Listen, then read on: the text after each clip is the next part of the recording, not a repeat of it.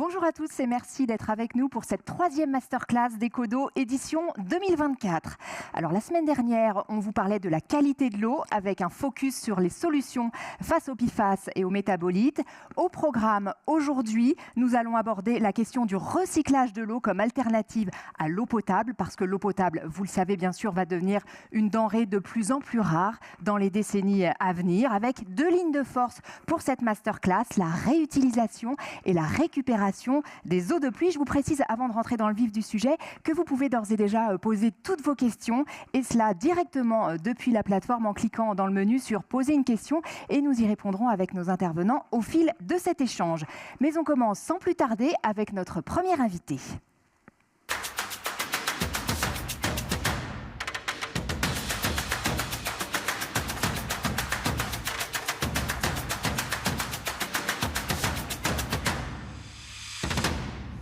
Et pour aborder le premier axe majeur, à savoir la réutilisation, j'accueille avec plaisir Marie-Christine Huot. Bonjour. Bonjour. Vous êtes ingénieure agronome et directrice de la stratégie eau et climat chez Veolia. On s'est déjà vu, Marie-Christine Huot, lors de la première masterclass de ce cycle. On a parlé avec vous du contexte climatique et réglementaire dans lequel on se trouve en France. On a également vu ensemble comment les acteurs, qu'ils soient collectivités, entreprises ou industriels, peuvent évaluer, piloter et anticiper leur empreinte eau. Alors on se retrouve aujourd'hui pour parler cette fois de solutions et parmi elles donc la réutilisation. Vous dites-vous la reuse, ça veut dire la réutilisation des eaux usées traitées. 2 mots sur ce principe, Marie-Christine Huot, ça fonctionne comment ? Tout est dit dans la définition. C'est donc l'eau usée traitée qui se fait ressource. Et donc on crée une boucle, on va réutiliser les eaux usées traitées d'origine essentiellement urbaine après traitement pour des usages réglementés. Alors on en est où sur la reuse en France ? Alors on avance, on accélère et on a passé la seconde, bientôt j'espère la 3e. Et effectivement, la réutilisation des eaux usées traitées en France bouge depuis la création du plan eau. Et aujourd'hui, ça fait partie du paysage des solutions intéressantes pour s'adapter aux dérèglements climatiques. Alors ce plan eau que vous mentionnez, on en entend beaucoup parler. Qu'est-ce que ça change, qu'est-ce que ça amène en termes de changement et notamment en termes de changement réglementaire ? Alors ce plan eau, il a eu le mérite et il s'est inscrit dans ce plan eau de pousser les feux notamment sur 2 points essentiels qui sont aller vers un plan de sobriété en réduisant de 10% à l'horizon 2030 les prélèvements en eau. Donc bien évidemment, dans les solutions, la réutilisation des eaux usées traitées y trouvera sa place. Et la deuxième vecteur force de ce plan eau, c'est celui de dire qu'à l'horizon 2027, nous devons accélérer les projets sur les eaux dites non conventionnelles. Donc on va les voir aujourd'hui. Les eaux non conventionnelles, c'est donc les eaux usées traitées, réutilisées, mais aussi, on le verra, les eaux de pluie récupérées. Et donc, en termes réglementaires, ce plan eau a contribué à accélérer la réglementation et là aussi, quelque part, la faire bouger les lignes pour permettre d'aller sur ces 2 vecteurs force. Aujourd'hui, on peut dire qu'on a 3 grands chantiers qui existent. Un chantier qui est piloté par le ministère de la Transition écologique, qui est ce plan directement d'ouvrir les usages, la réglementation à des usages de proximité d'une station d'épuration qui sont les usages urbains, les usages d'espaces verts et les usages d'irrigation agricole. Donc ça, c'est piloté par le ministère de la Transition écologique avec des décrets. Un décret qui est sorti en 2022, un autre en 2023, avec des arrêtés d'application en fin d'année dernière. Un deuxième grand chantier qui est en cours, c'est piloté, lui, par le ministère de la Santé, qui est un décret autour des eaux dites impropres à la consommation humaine. Ça veut dire les eaux qui arrivent chez nous en tant que domestique ou dans un établissement public ou industriel, mais qui n'est pas de l'eau potable, c'est-à-dire essentiellement les eaux de pluie que l'on va pouvoir récupérer, voire d'autres eaux non conventionnelles, comme les eaux de lavage de douche.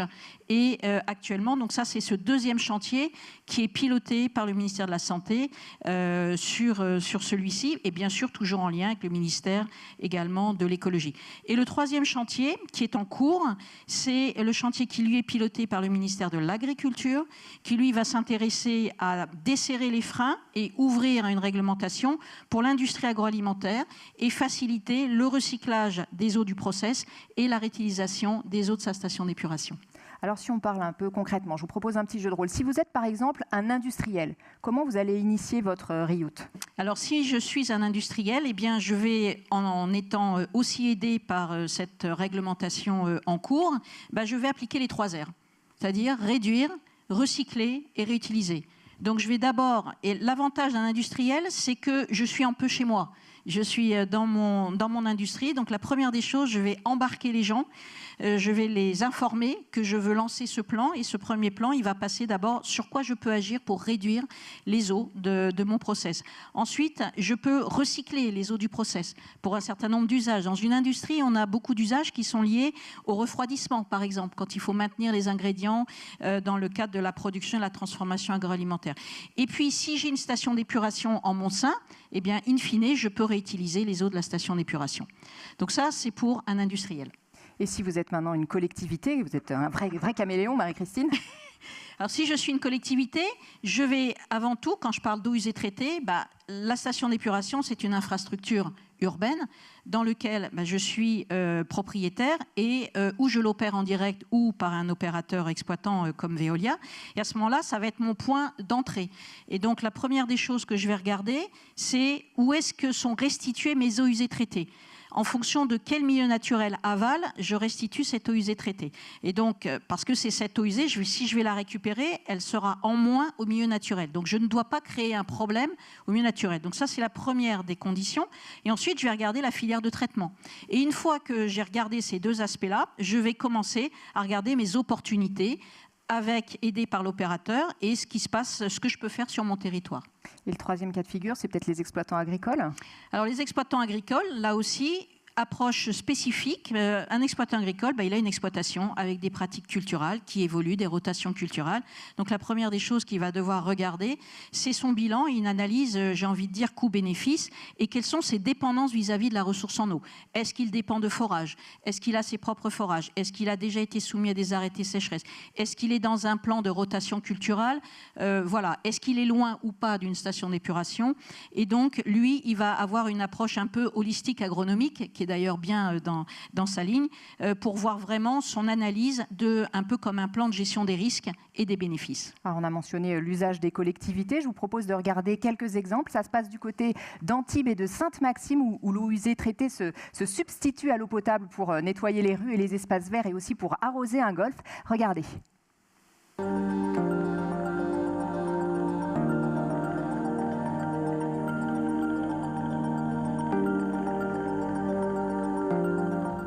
Antibes-Juan-les-Pins, comme beaucoup de villes en France, et en particulier en Méditerranée, souffrent de la sécheresse. Donc nous savons que nous avons des économies en eau à faire. La conclusion, c'est qu'on ne va plus nettoyer nos rues avec de l'eau potable. Mais c'est assez logique qu'on utilise l'eau à des fins qui correspondent à leurs usages. Boire de l'eau, il faut qu'elle soit parfaite, bien sûr, mais nettoyer les saletés qu'il y a sur la route, sur les trottoirs, avec de l'eau qui n'est pas parfaitement potable, ça paraît raisonnable. On a fait un certain nombre de tests, et en particulier, comme on nettoie l'eau avec des jets pulsés, voir si l'eau qui remontait de ces jets pulsés avait une toxicité ou pas, un danger sanitaire. Et donc on a testé avec de l'eau potable, et on a testé avec cette eau réutilisée et retraitée, et il n'y a pas de différence. Et donc on va pouvoir utiliser cette eau pour nettoyer nos rues et pour arroser nos jardins.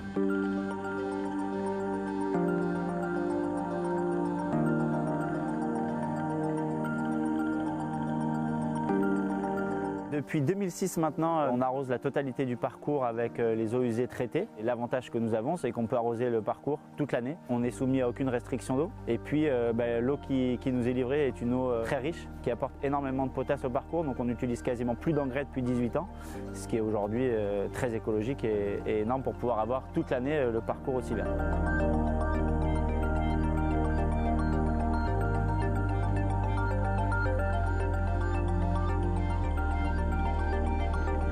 C'est C'est un peu ridicule de ne pas utiliser toutes les ressources qui sont en notre possession pour combler ce déficit qu'on pourrait avoir en eau potable. Étant donné qu'il existe les moyens de purifier l'eau et de pouvoir la réutiliser pour l'arrosage au lieu de la rejeter en mer. Vu les effets positifs de l'utilisation de la réuse sur le golfe de Sainte-Maxime, la ville envisage d'étendre le réseau sur toute la ville et notamment dans les espaces verts.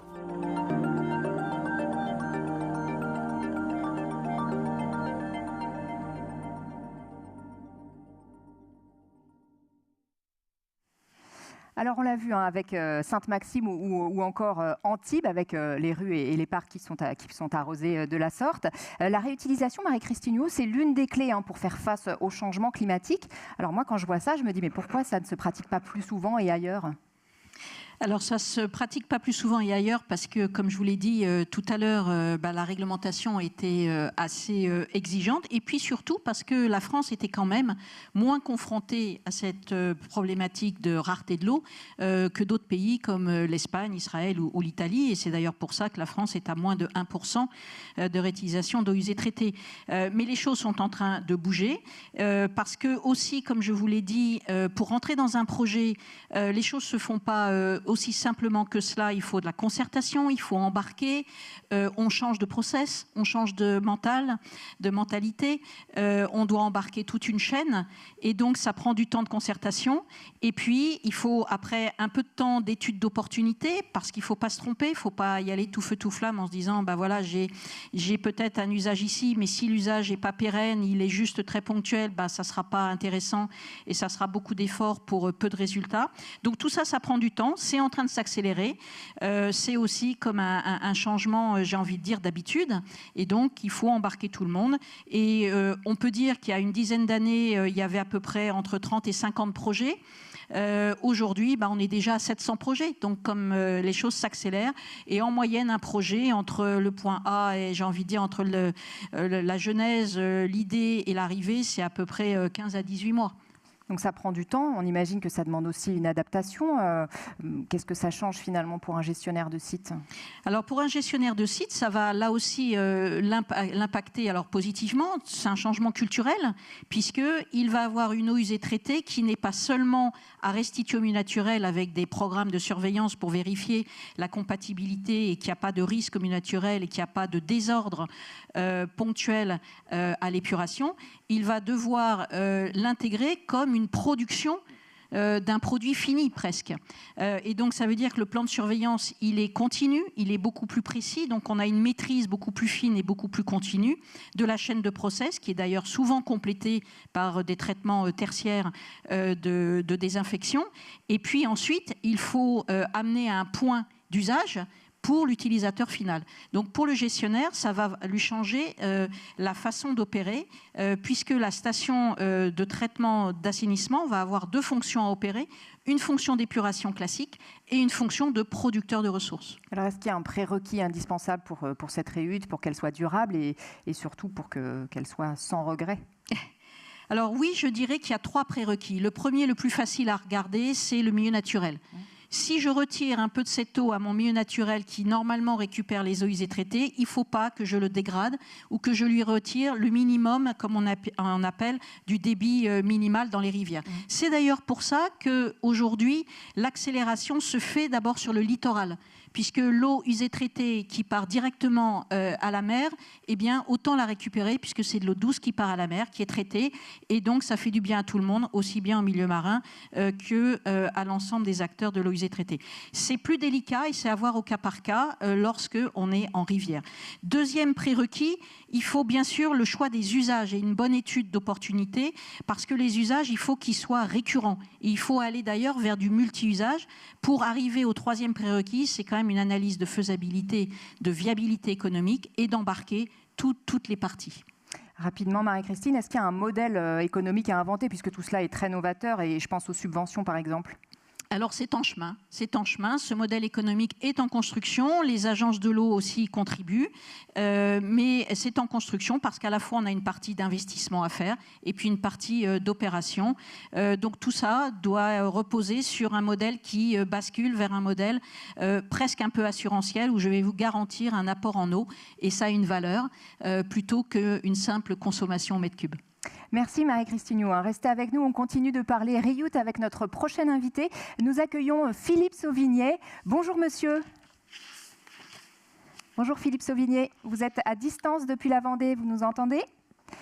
Tout à fait, très bien, je vous entends très bien. Vous êtes donc bien présent avec nous et on vous en remercie pour nous parler d'un programme de recyclage des eaux usées en eau potable qui s'appelle Jourdain.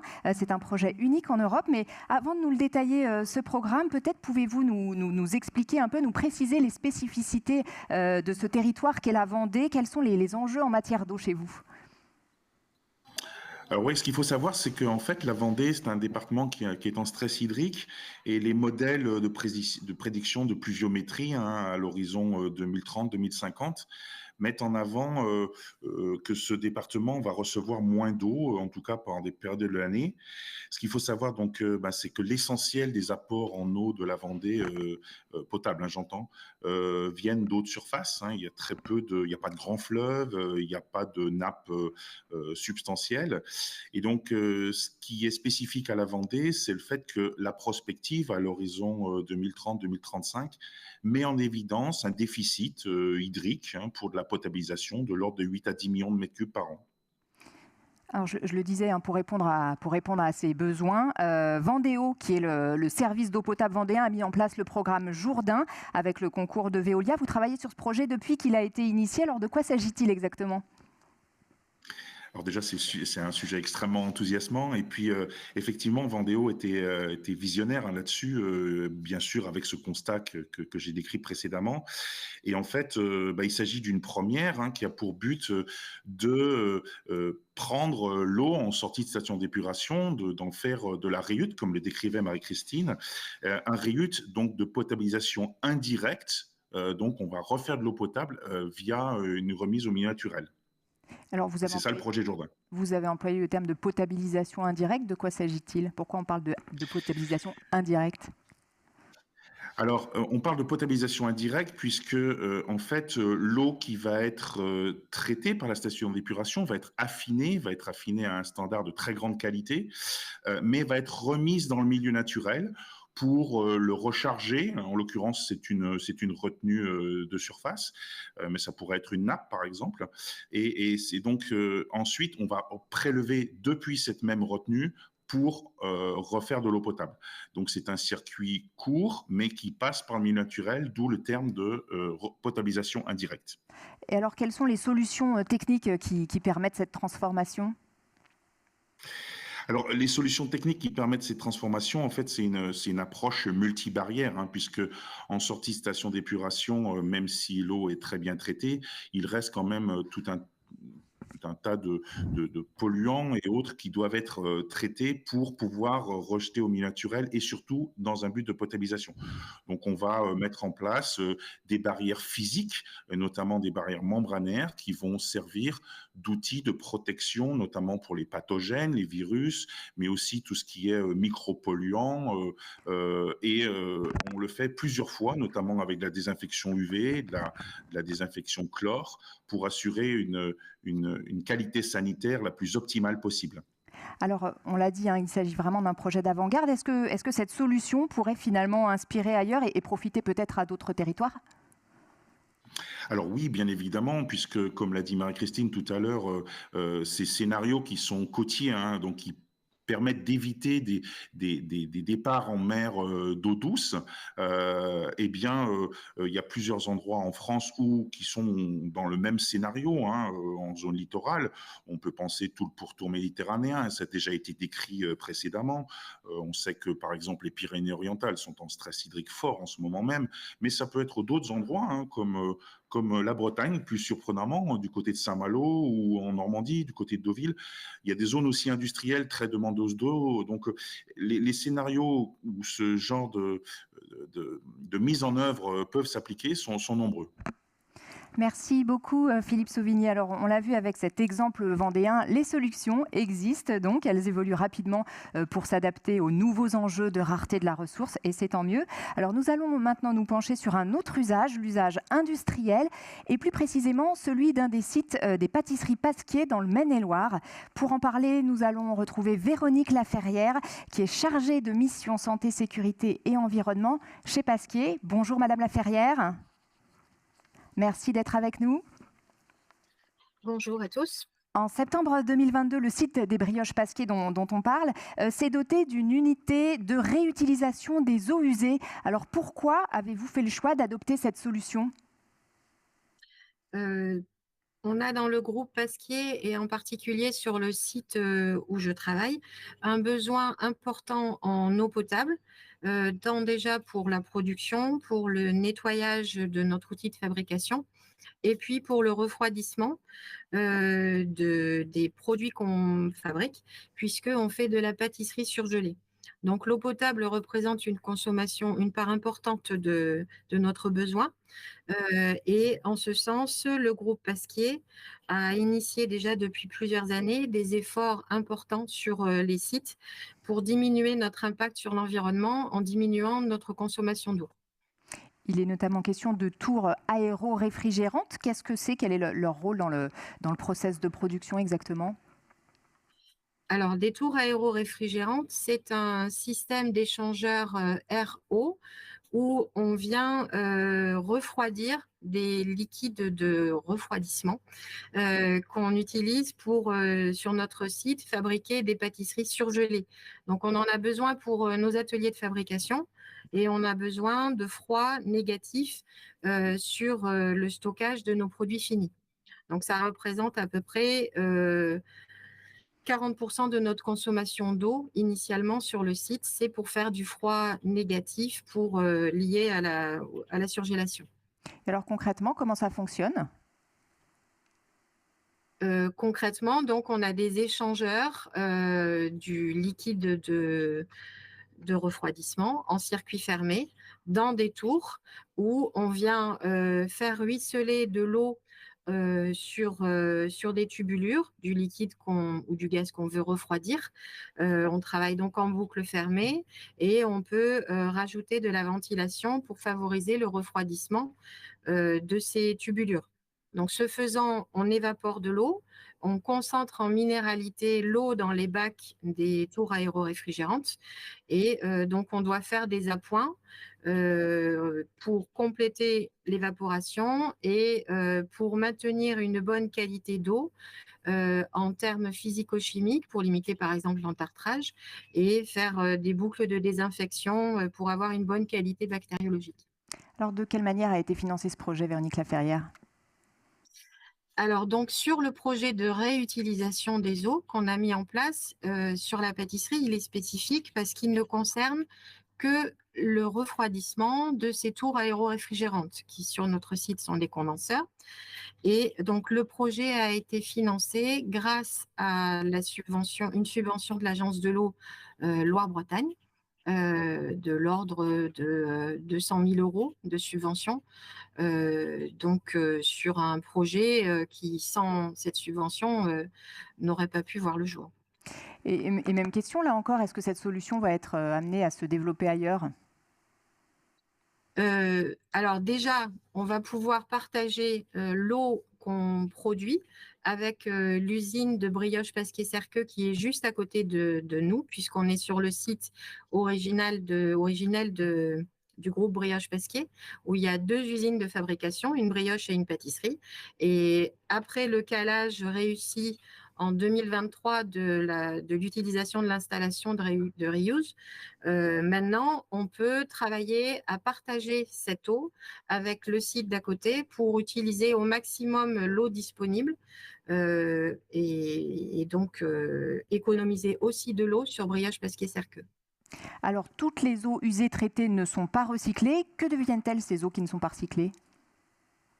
Donc, 60% de l'eau usée des 2 sites industriels fait l'objet du reuse.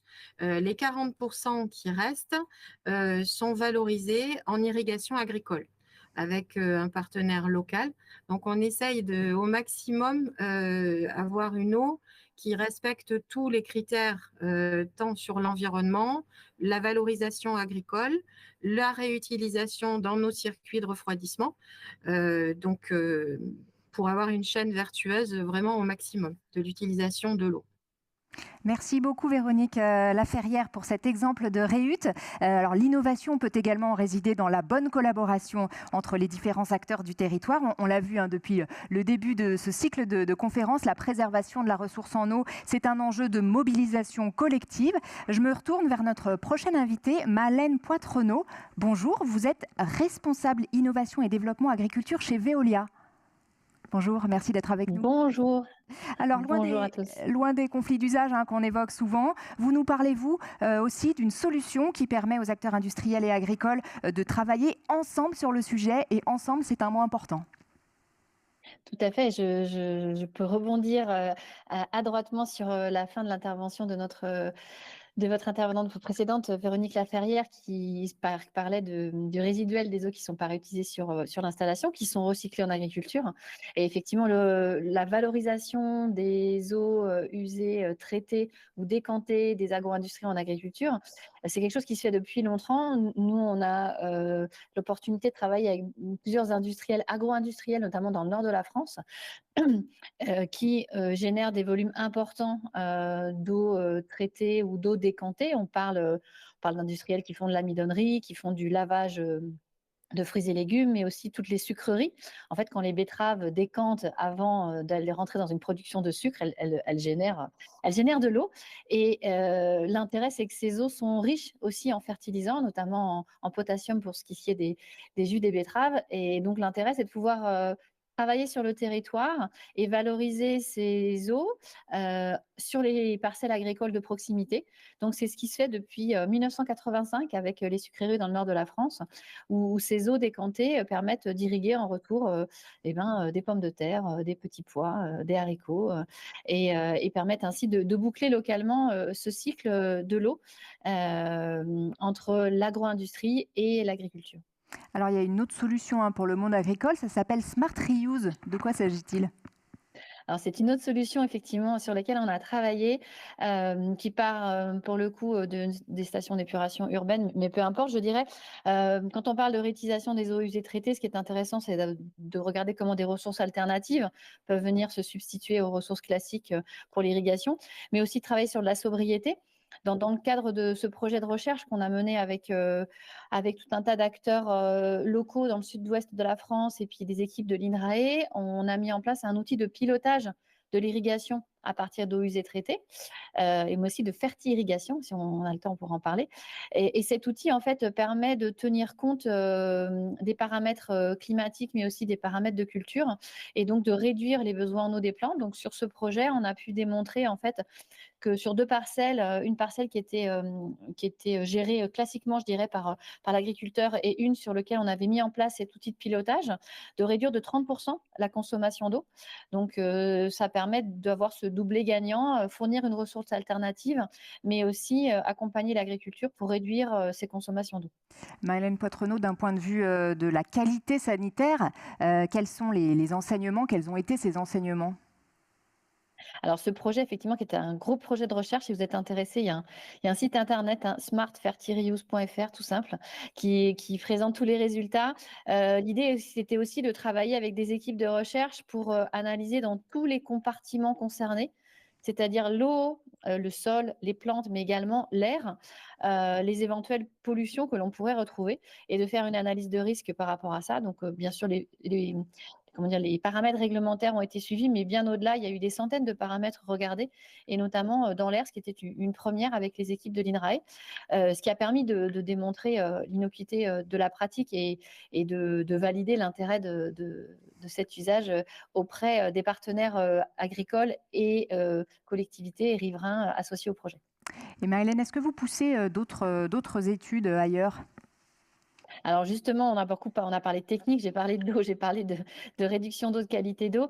Marie-Christine l'a évoqué au démarrage, ce qui est important sur ces sujets-là, c'est la collaboration. On a parlé en ce moment monde agricole et monde agro-industriel. Ce qui est très important quand on mène ces projets de réutilisation des eaux usées traitées, c'est de travailler sur le territoire avec l'ensemble des acteurs pour tenir compte de l'ensemble des ressources en eau et l'ensemble des besoins en eau et de travailler ainsi pour identifier les bonnes synergies et les bons projets à monter. Donc, c'est ce qu'on fait actuellement avec le soutien de l'Agence de l'eau Adour-Garonne et l'institution Adour et les chambres d'agriculture locales pour, sur le territoire du bassin de l'Adour, par exemple, identifier toutes ces ressources en eau, identifier tous ces besoins. Et quand je dis ressources, c'est aussi les ressources alternatives. Donc, bien sûr, les stations d'épuration du territoire qui peuvent fournir de l'eau et identifier avec tout un jeu de travail d'opportunités quels seraient les bons projets à aller défendre parce que ça fait du sens sur le territoire, parce qu'il y a une ressource, parce qu'il y a des besoins et qu'on vient ainsi se substituer aux prélèvements dans le milieu naturel. Merci beaucoup, Maëlène Poitrenaud, d'avoir répondu à mes questions. Mais restez avec nous parce que vos interventions à tous ont suscité des questions. On va y répondre tout de suite. Restez avec nous, on se retrouve dans quelques secondes.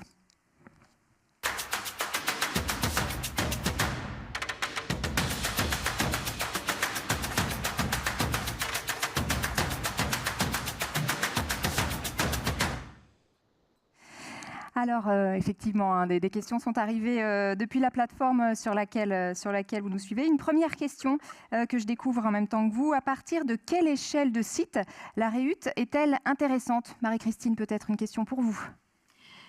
Alors, à partir de quelle échelle? Je répondrai à deux niveaux. Un, je pense qu'en dessous de 10 mètres cubes heure, en termes de besoins, c'est toujours un peu plus risqué d'un point de vue viabilité économique. Ça, c'est le premier élément de la réponse. Le deuxième, c'est qu'il faut un usage justement récurrent et plutôt aller vers du multi-usage.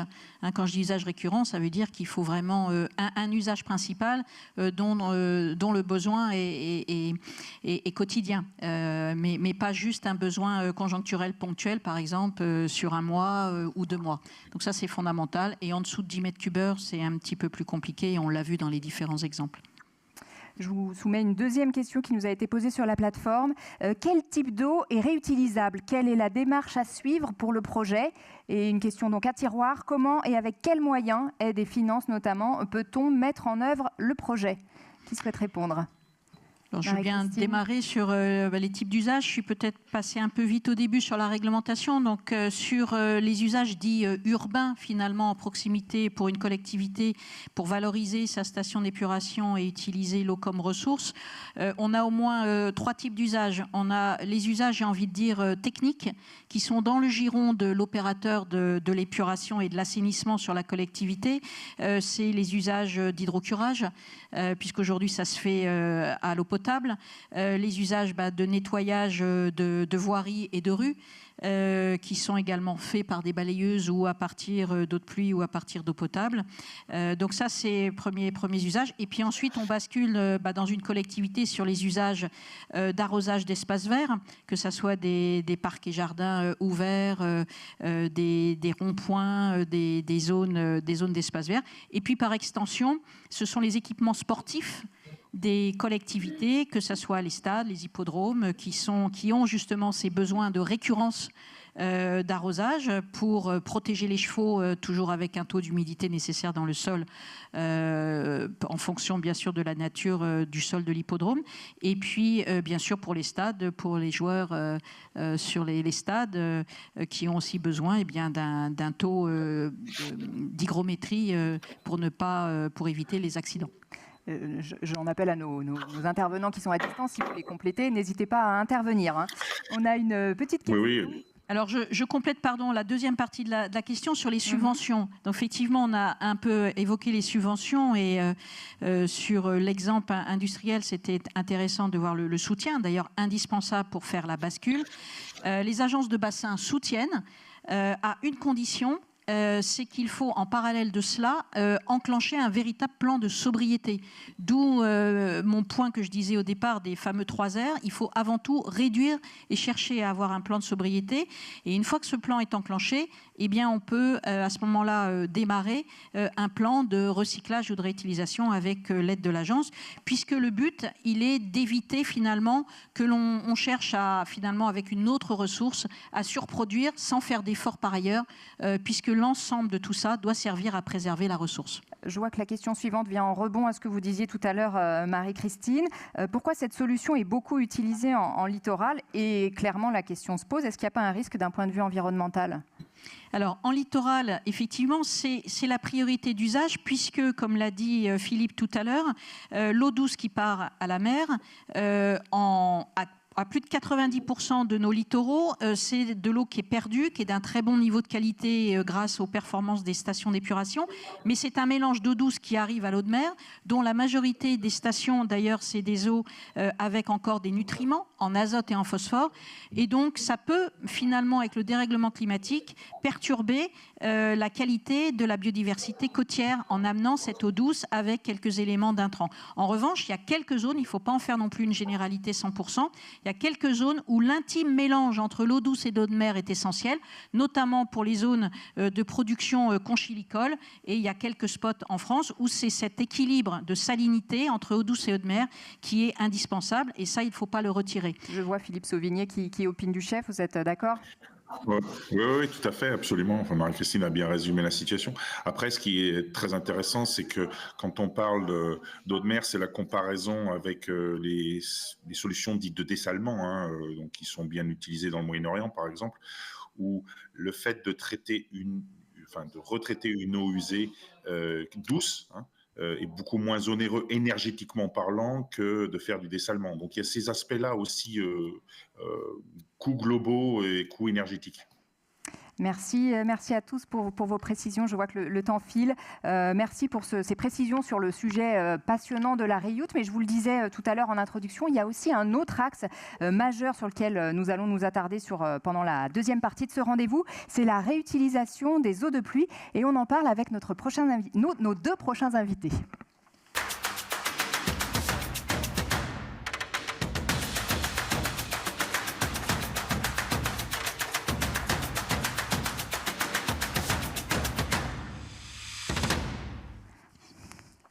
Bonjour Anne-Sophie Simon, vous êtes directrice générale d'une filiale de Veolia qui s'appelle Veolia Industrie Global Solutions. Vos clients à vous, ce sont les industriels et le tertiaire. Et Global Solutions, c'est parce que ça concerne l'eau, l'énergie et les déchets. À vos côtés, vous avez Cyril Camboulin qui travaille avec vous, responsable méthode et innovation au sein de VIGS, cette filiale dont on parlait. Bonjour à tous les deux et merci d'être avec nous. La première question, elle est pour vous Anne-Sophie Simon. Vous avez développé un outil, une solution pour, je le disais, réutiliser les eaux de pluie. Est-ce que vous pouvez nous expliquer dans quel contexte est né ce projet ? Tout à fait. D'abord, merci de nous accueillir pour cette masterclass. Le contexte, il est simple. On a connu en Europe et principalement en France une sécheresse, un épisode de sécheresse plutôt historique. On va dire l'épisode majeur depuis ces 50 dernières années. Et cet épisode de sécheresse a clairement 2022. Tout à fait, en 2022. Et cet épisode de sécheresse a clairement eu un impact direct sur nos activités, puisqu'il y a eu énormément et plusieurs arrêtés préfectoraux qui ont imposé à nos clients industriels finalement de mettre en place des mesures de restriction de l'utilisation de l'eau. Et à travers ces mesures, principalement des restrictions par rapport aux activités de propreté, de nettoyage des outils industriels de ces usines. Et donc finalement, on a là un exemple majeur d'un impact environnemental qui va finalement avoir une répercussion directe sur la sphère sociale et la sphère économique, puisque les conséquences pour nous ont été d'une part de devoir mettre un certain nombre de collaborateurs pendant plusieurs mois au chômage technique et malheureusement également de devoir réduire la facturation auprès de nos clients. Donc cet impact économique et social nous a forcément à un moment donné forcé à devoir réfléchir, pouvoir trouver des nouvelles solutions pour accompagner nos clients et également pour pérenniser nos emplois et nos activités. Et donc, c'est à travers ces réflexions que l'idée de récupérer les eaux de pluie sur ces sites industriels pour les réutiliser dans nos activités a émergé. Et puis finalement, parallèlement à ça, il se trouve qu'on a un client majeur qui est Renault Trucks, qui a eu finalement cette même réflexion, puisque en construisant un nouveau bâtiment sur son site de Lyon, il a eu l'excellente idée d'y associer la construction, en tout cas l'installation d'une cuve souterraine enterrée de récupération des eaux de pluie.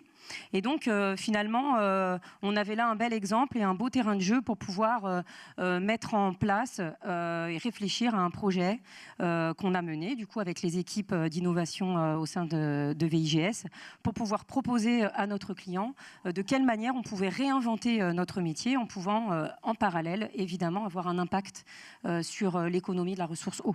Et ce client, il savait déjà ce qu'il voulait en faire de ces eaux ? Oui, tout à fait. Alors, évidemment, il avait déjà projeté un certain nombre d'utilisations de cette eau de pluie, notamment sur le nettoyage des séparateurs hydrocarbures. Et on est venu finalement ajouter une pierre à l'édifice dans ces projets avec la récupération des eaux de pluie en faveur du nettoyage de son site. Séparateur hydrocarbures, en 2 mots, c'est quoi ? Oh, alors là, en 2 mots, c'est trop court. Piégez. Bien. Cyril Camboulin, il y avait quelques obstacles ou des interrogations, tout du moins, j'imagine. Quelles conditions de mise en œuvre ont dû être levées pour convaincre le client ? Bonjour. Alors effectivement, un risque majeur sur la collecte des eaux de pluie, notamment le risque bactériologique et le risque microbiologique. Effectivement, l'eau de pluie peut se charger en contaminants, que ce soit dans l'atmosphère ou sur les surfaces de collecte, toitures, gouttières, et peuvent générer donc des risques microbiologiques et bactériologiques, donc associés à des virus ou des bactéries type Escherichia coli ou la Legionella, etc. Donc on a dû être très très vigilant sur ces différents aspects et mettre en place un certain nombre de précautions pour maîtriser ce risque. Et alors Anne-Sophie, question pour vous, comment vous pouvez accompagner les collaborateurs Veolia à ce changement ? Alors, je pense que Cyril est bien placé pour en parler parce qu'il est également responsable de la formation au sein de notre filiale. Et finalement, cet accompagnement est directement lié à l'accompagnement également de nos collaborateurs sur ce changement de culture, sur cette approche vraiment de transition sur nos formations internes. C'est vrai, effectivement, depuis... Approchez bien votre micro, Cyril, qu'on vous entende bien. Effectivement, depuis quelque temps, nous montons en pression, en puissance sur la sensibilisation et l'accompagnement de nos collaborateurs sur ces sujets de la gestion de l'eau et de l'économie de l'eau. Donc on a eu 2 fenêtres de tir pour les 2 dernières, donc je dirais la journée de l'eau et les journées de l'environnement, sur lesquelles nous avons mis en place des ateliers pratiques et emmené nos collaborateurs à une réflexion collective. Et alors, on en est où si on fait un petit point sur la réglementation, sur l'utilisation des eaux de pluie ? Alors la réglementation, ce que je vais dire ne prévaut qu'au moment où je le dis, puisque en ce moment le sujet est très très dynamique. Mais la récupération des eaux de pluie est strictement encadrée par des textes réglementaires et législatifs. Mais globalement, 2 usages en découlent, les usages domestiques intérieurs, donc le lavage de sol ou du linge après désinfection de cette eau de pluie, les usages extérieurs, l'arrosage des jardins, des espaces verts et les nettoyages extérieurs. Alors Anne-Sophie Simon, je me tourne à nouveau vers vous. On l'a compris, ce projet avec Renault Trucks dont vous parlez est vraiment précurseur. Vous en êtes où pour l'instant ? Alors, à l'instant où je vous parle, on est encore en étape de projet. On doit encore passer un certain nombre de stades de validation. Clairement, Renault Trucks a vraiment accueilli très positivement cette initiative, puisque on est vraiment en partenariat avec eux. Tout à l'heure, Marie-Christine le disait, on a besoin d'embarquer aussi nos clients. On a besoin d'embarquer pas seulement nos collaborateurs, mais finalement tous les acteurs qui sont autour de ce projet. Donc, on a encore des étapes de validation à franchir. Maintenant, l'idée, c'est qu'une fois que ces étapes seront passées, on souhaite finalement mettre en place ce projet sur une zone test du site qui nous permettrait de valider les prérequis, de pouvoir valider finalement toutes les conditions de réalisation qu'on a pu soumettre et partager et co-construire avec notre client pour ensuite pouvoir le déployer à une échelle du site. Et finalement, Cyril Camboulin, quel est l'intérêt ? C'est quoi les économies qui pourraient être réalisées ?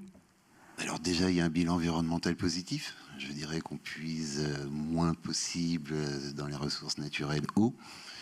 Il peut être aussi économique, puisque dans notre projet, nous avons une première partie qui s'appuie sur la récupération, mais aussi une deuxième partie qui s'appuie sur le recyclage. C'est-à-dire que nous utilisons des systèmes de traitement type calarificateur lamellaire pour réinjecter nos eaux déjà utilisées dans un nouveau cycle d'utilisation.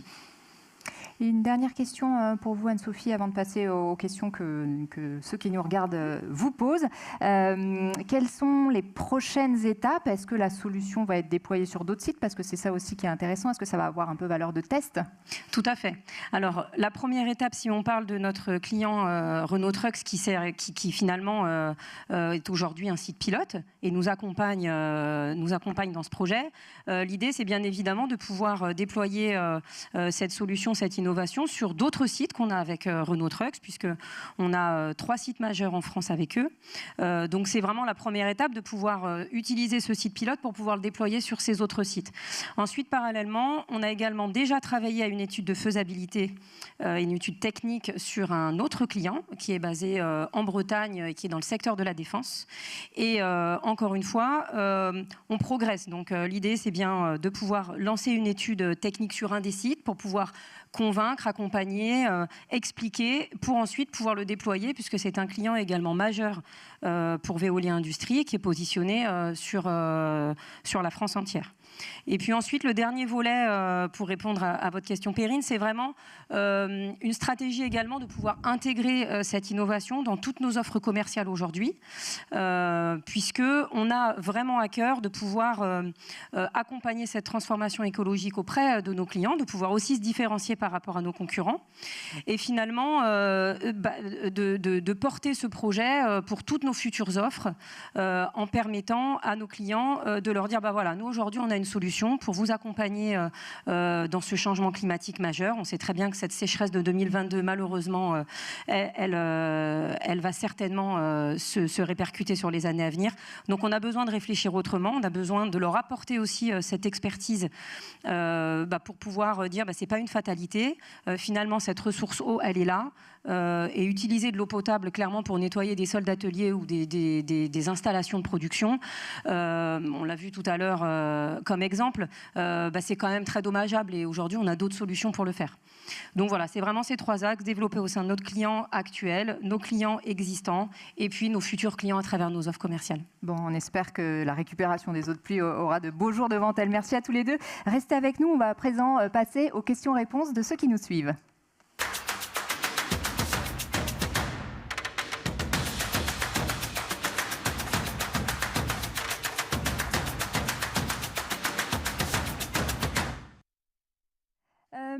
Je découvre les questions en même temps que vous. Alors, sur la récupération des eaux de pluie, quels sont les autres usages que l'on peut envisager?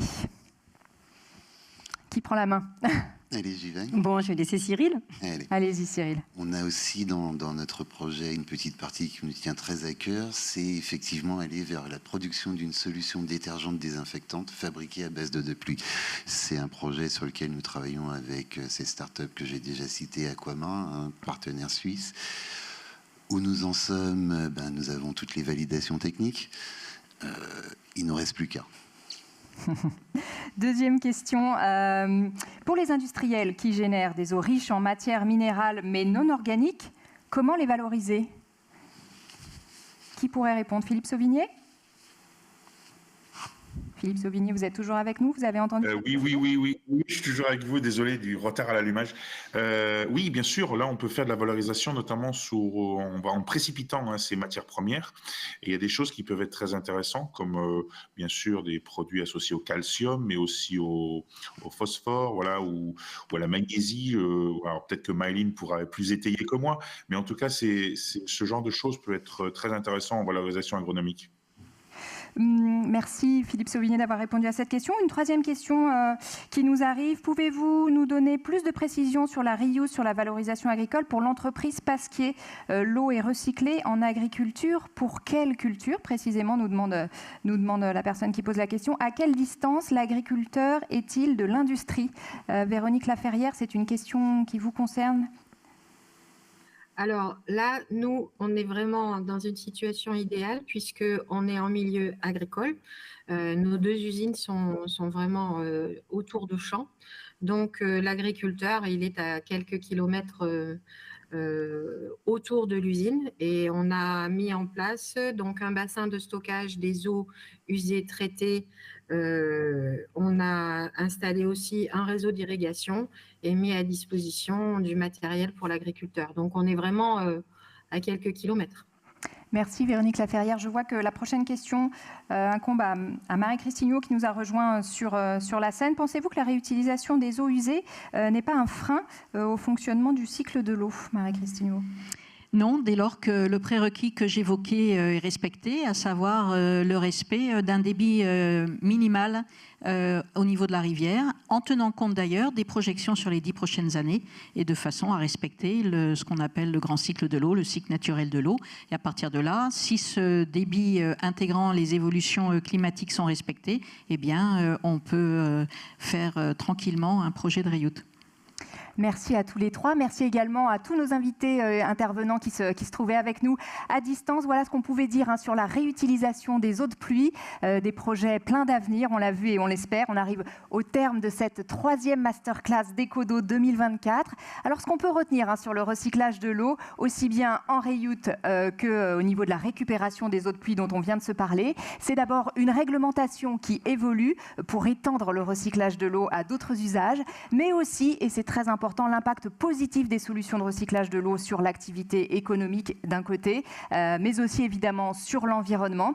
Alors avant de se quitter, je vous propose de vous mettre tous à vos agendas. Nous nous donnons rendez-vous le 5 juillet pour un spécial eau et tourisme. Ce sera la 4e et dernière masterclass de ce cycle Ecodo 2024. Avec cette question, quelles sont les solutions pour maintenir ce secteur clé de nos territoires et de notre économie? Nous en débattrons avec notamment l'hydrologue Emma Aziza et bien d'autres intervenants. Je vous souhaite une belle journée et à très bientôt avec Ecodo.